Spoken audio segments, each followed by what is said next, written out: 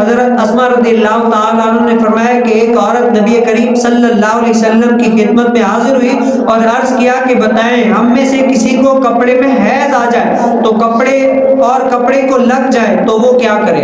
یعنی کپڑے میں جیسے عورتوں کو حیض آتا ہے، اگر کسی عورت کو حیض آ جائے اور وہ کپڑے کو لگ جائے تو کیا کرے؟ تو نبی علیہ السلام نے کیا فرمایا کہ اسے کھرچے، یعنی کیا ہے کھرچے، پھر پانی ڈال کر چٹ سے ملے اور پانی سے دھوئے اور اس میں نماز پڑھے۔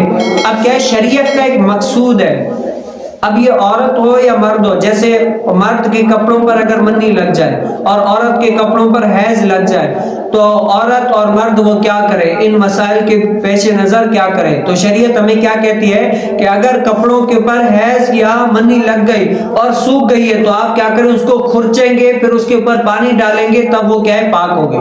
3 مرتبہ تقریباً پانی ڈالیں گے، پاک تو ایک ہی مرتبہ سے ہو جائے گا، لیکن مستحب یہ کہ 3 مرتبہ صحیح طریقے سے اپنی قوت کے مطابق اس کو صاف کرے۔